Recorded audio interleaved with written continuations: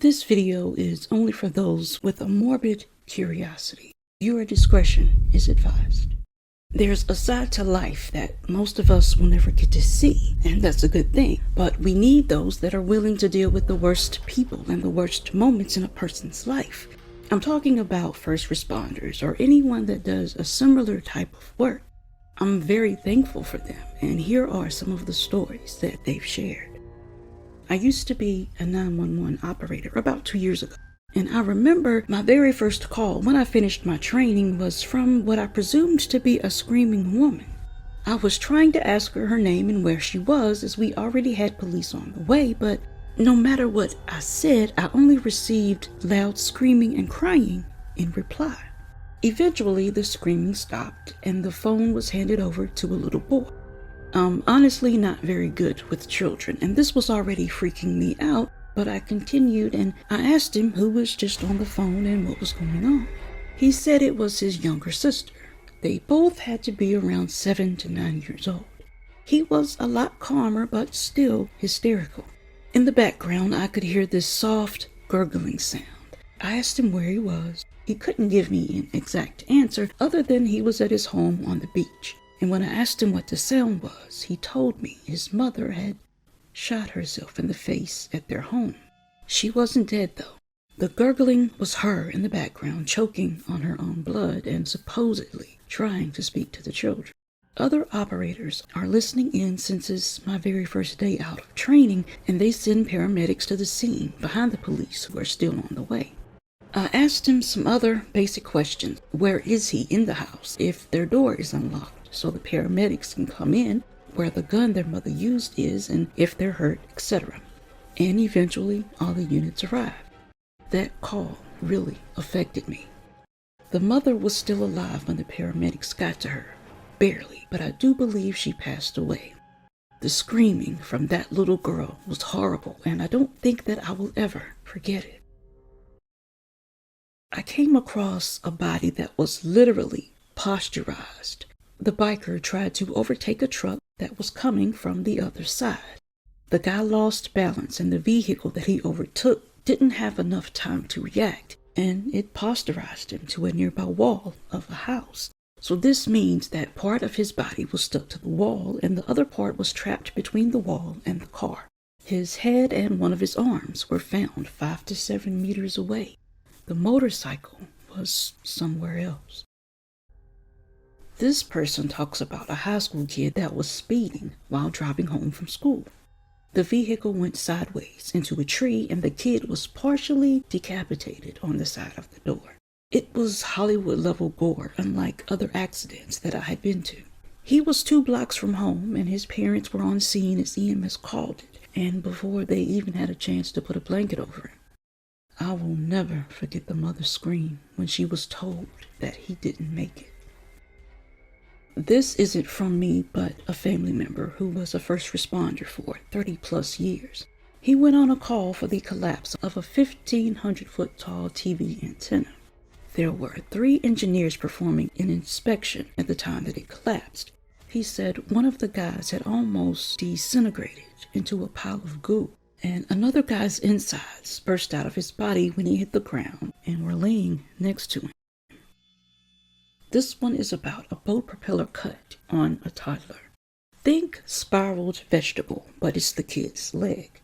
The poor thing was the definition of shock, so I got a tourniquet on and the kid survived. He was airlifted to the hospital, and the doctor saved the leg. The boat operator had been drinking, of course. I'm not a first responder, but a friend of mine responded to a car crash where the baby seat was ejected through the windshield because it wasn't fastened properly. That was the 2nd time that happened to him that week. This one is from a former EMT. In 2009, an elderly woman stepped in front of a train. Her husband passed a week before, and apparently she had tried to get help at several hospitals, but they were overcrowded at the time, and they dismissed her or referred her to outpatient clinics that had ridiculously long wait times.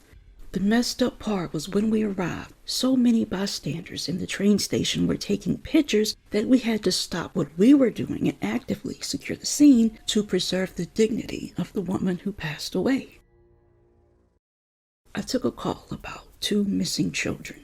The parents thought that they might have gone swimming in the nearby river. Thing is, the river had one of those dams with the turbines or whatever. So downstream, we started finding bits and pieces for a few 100 feet. We had to collect enough to make a decent attempt at verifying the identities. There wasn't really enough left in large enough pieces to get a good idea of what had washed up. It was pretty pureed. Needless to say, seeing the side of a river strewn with bits of deceased children whose parents assumed they had just wandered too far off was pretty bad. A guy called 911 because he had just shot his girlfriend. When we arrived, he was sitting on the couch and told us she was in the back bedroom. So we go back there and she's locked in the bathroom. We hear the water running and some guttural sobbing sounds. We eventually talk her into opening the door, and when she comes out, me and the other officer jump back in shock. She had been shot several times with buckshot. She had a hole that was so large on her side that her intestines were coming out. Half of her face was basically a skull. Her eye was missing, and her jaw was detached on one side. She stumbled forward and fell, and she later died of her injuries. I once had a friend who was an EMT, and he responded to a call about someone who had crashed into a tree. The guy was going about 100 miles per hour in a 50-mile-per-hour area when he crashed. Both of his femurs were shattered on impact. When they checked his driver's license, it said that he was 6'3", but when they pulled him out of the wreckage, he was about 5 feet tall because of the shattered femurs. In 1979, I was in high school and hanging out in a parking lot just talking to some friends. I heard some tires squeal, and I looked just in time to see a big Oldsmobile T-bone a Jeep. All 3 of the occupants in the Jeep were thrown a long way from the vehicle. Paramedics attending to one walked into the field and retrieved a leg that was severed at the knee, and it still had a tube sock and tennis shoes on it. They casually tossed the leg into the ambulance with the victim. I found out later that this guy had lost a leg years earlier. It was a prosthetic. I'm going to relate this story from my father, who was a first responder on several bad scenes during his career as a lieutenant and a detective in the police force. This happened sometime in the mid-90s. The first scene involved a 4-year-old boy riding a tricycle. It was low to the ground and plastic. He was riding it in the road and on the sidewalk in his neighborhood. The mother was on the porch. She was doing some housework, so she wasn't far away. A robbery had just taken place, and the police were in pursuit of a large Lincoln sedan that was now speeding through the neighborhood at 60 miles per hour. The police were right behind him. The mother heard the engines, but she couldn't get to the street fast enough. She heard the impact on the tricycle, and then she saw it. She said that time slowed down. She saw the little tricycle fly over 150 feet in different pieces and said that it was like watching the scene for several minutes. She was just frozen watching her son's tricycle in slow motion. She knew that he would be dead, but it didn't fully register just yet. After seeing the accident, my dad and his partner showed up. They were trailing the pursuit from a safer speed and distance. Apparently, the child was on the road about 80 feet from the Lincoln, which had then swerved and slammed into a tree in the neighbor's yard, which killed the robber. The child was in the middle of the road, his legs kicking, arms flailing, and he was reaching for his head, which was crushed. His eyes were fluttering and open, blinking and going out of focus. I guess severe nerve damage can do that to you. He was dead, but his body was still reacting. He was basically trying to figure out what happened to his head and why he was hurt so badly in the last seconds of his life. His brain matter and crushed skull were on the road in bits, and also brain matter was found underneath the tires. Aside from the head injury, he didn't have much other trauma. The screaming of the mother shook the body to the core.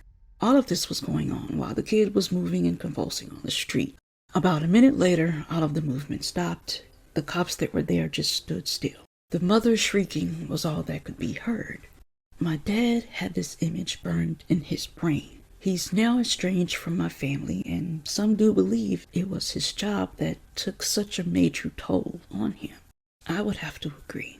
He tried to share his feelings, but they left him feeling vulnerable, so he chased everyone out of his life.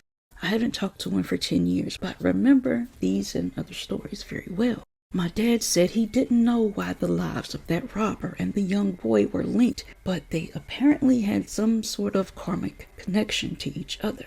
That's the only way that he could rationalize it. He had a blank stare and he couldn't look at anyone while he was telling this story. This one really messed him up. I was about 6 years old when this happened, so I guess he put himself in the parents' shoes. I am his only son. This is from an EMT. Here's a trauma call that I got when I was a basic student. We get a call for a motor vehicle collision, and upon arrival, we see it's a motorcyclist that hit a parked car. The thing is, the motorcycle was wedged into the front of the car, pretty much through the engine block. The patient was unconscious, but miraculously he was still alive, even though he didn't have on a helmet.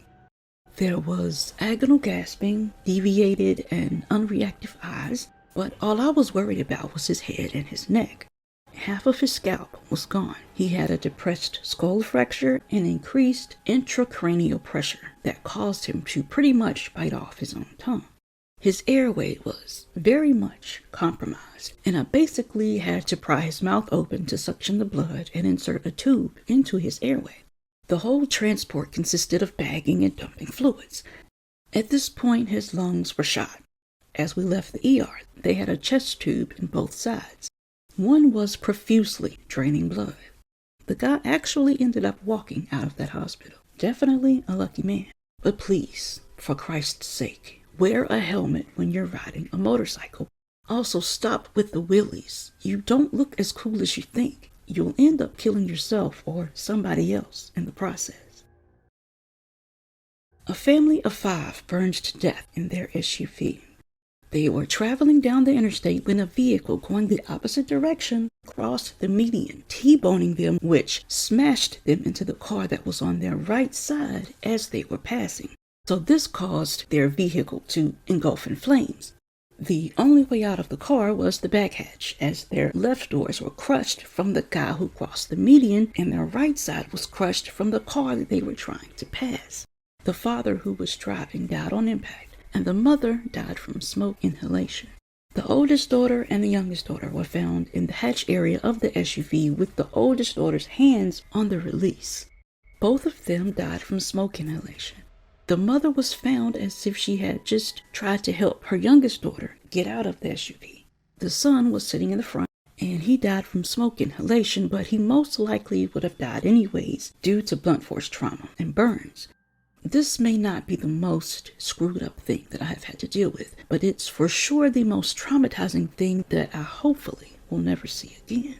This family was on their way to the local university to see their son that they hadn't seen in a few months.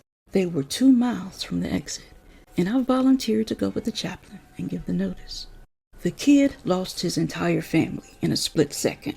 He said the last thing that he said to his mother was, "Don't come down here. None of my friends' family visits them, and you will just embarrass me." He was devastated.